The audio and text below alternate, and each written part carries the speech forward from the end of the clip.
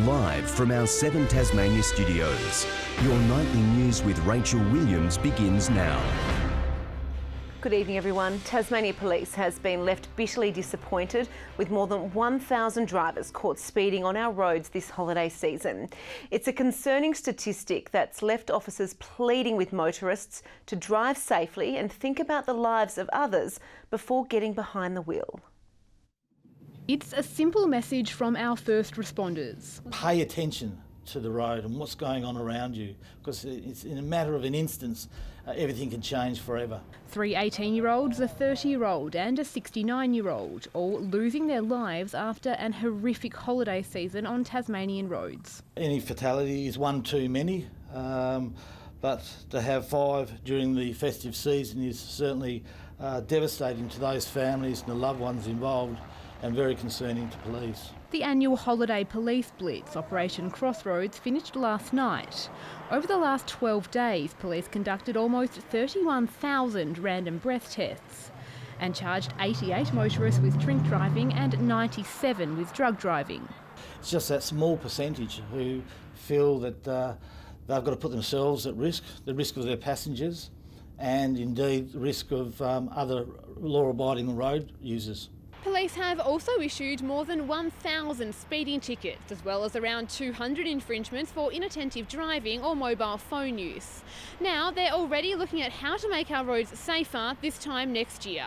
We'll reflect on our strategies and our approach to next year's Crossroads and look at more contemporary approaches, look where we can improve in sending that message out to the community. And the search continues today for a driver who fatally struck a pedestrian on the Midland Highway at Brighton around 3:20 yesterday morning. Police urging anyone with information to contact Crime Stoppers. Michelle Wisby, 7 Tasmania News. A 66-year-old man has died after being pulled from the water in the state's north on New Year's Day. Emergency crews were called to Hawley Beach shortly after 3 p.m. and tried to resuscitate him. Police are investigating the incident but don't believe it's suspicious. A report is being prepared for the coroner. Fire crews are preparing for what's shaping up to be a busy and very hot weekend ahead. With temperatures predicted to reach well above 30 degrees, Tasmanians are being warned to act responsibly to avoid unnecessary risk. Firefighters responding to a grass fire at Cambridge today. An example of just how fast flames can move on a hot and windy day. We'll be taking an approach of hitting fires hard and fast, so our aerial assets, which are now all in play here in Tasmania, will be on the front line of firefighting.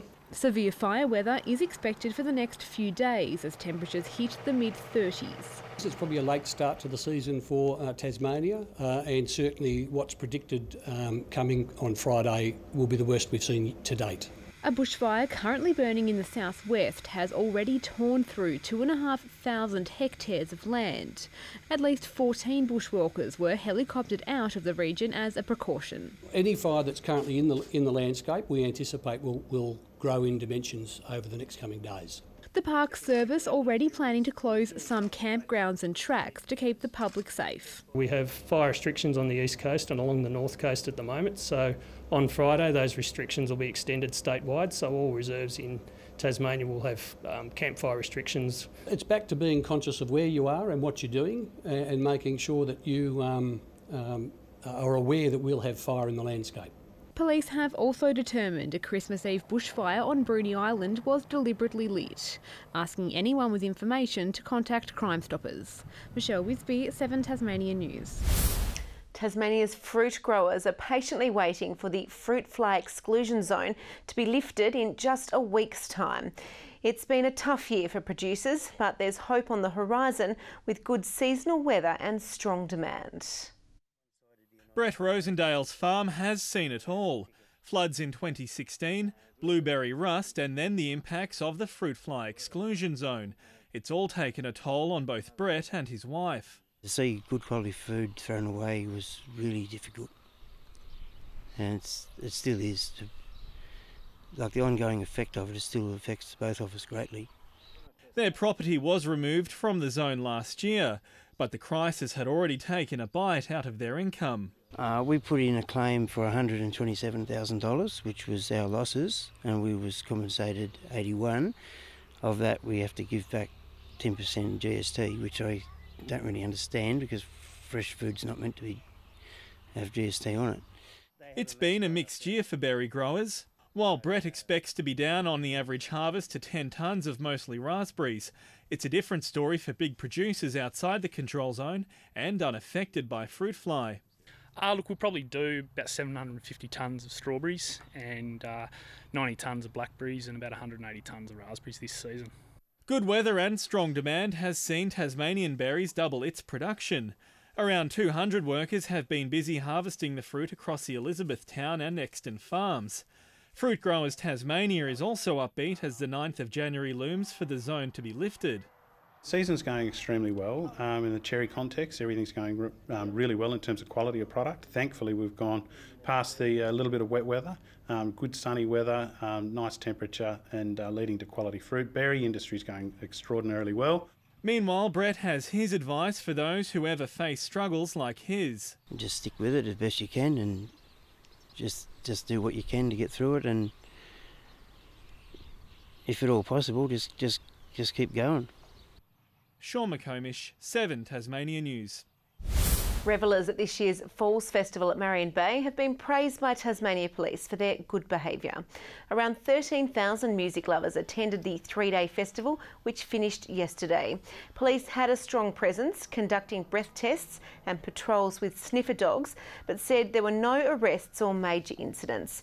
There was, however, a serious drug alert issued on day 2, warning everyone to stay away from an orange pill that was being circulated. It's not yet known how many people took the drug. It was a huge night of action at the Burnie Carnival, with only half a second separating Sam Welsford from a 4th wheel crown in a row. Stuart McSwain sent fans into a frenzy in a dramatic open mile, while a Tasmanian teenager took out the women's gift for the 2nd year in a row. Amongst an all-star field including 3-time winner Morgan Gaffney and Latrobe gift winner Brooke Jones, the spotlight hadn't been focused on 18-year-old Beck Kovacic. That quickly changed as the Hobart teenager with a 9-metre handicap exploded off the mark, driving through the strong headwind at West Park for an emotional ending. The biggest win of her running career. I could never expect this to happen. I'm just so emotional and so happy that such hard work is truly starting to pay off. In a great show of respect, last year's winner Kiani Allen was the first to embrace the new champion. Best friends off the track and best friends on the track, but we just push each other to keep going, work harder, and that's the best friendship you could have in athletics. Stall gift winner Jacob Despard headlined the men's gift. But again, it was a new name on the sprint scene who blitzed the field. Ash Maloney, who ran his first competitive race on grass only a few nights ago, was now king of the carnival. The Queenslander isn't a specialist sprinter either. Decathlons are his game, and he has no plans to change. Oh God, no. I love the decathlon so much and it's my passion, so going to keep continuing on that. On the cycling track, Sam Welsford dared to become the Winx of the Burnie Wheel, going for an unprecedented 4th consecutive title. And how close he was. Like a slingshot, the West Australian flung around the course, collecting slower rivals lap by lap, passing all but one, Victorian Jensen Plowright, who held off Welsford by half a second. I kept looking behind. I heard Sam's name. Looks like he was barrelling towards us. In the women's wheel, another streak was just beginning. South Australian Maeve Plouffe was in second at the bell, leapfrogging to the front on the final lap to claim her 2nd Burnie wheel in a row. The wind is brutal, and kudos to all those girls who can hold up their front wheels in that wind, because it can get really dangerous, and just shows how skilled the girls out there really are. In the 325mm standing block World Championship, Queenslander Mitch Argent narrowly edged out the locals. Yeah, I was probably lucky enough to just hold on to that one enough and come home with the win. The biggest roar was saved until the very end. Starting from scratch, popular runner Stuart McSwain put in the fight of his life to hit the front of the open mile. A truly gut-busting effort to an awesome ovation. They are absolutely airborne, but no one's going as fast as Stuart McSwain. To Determined to go one better than he had in the Devonport Mile, the King Island product finished in a thrilling 4 minutes and 2 seconds.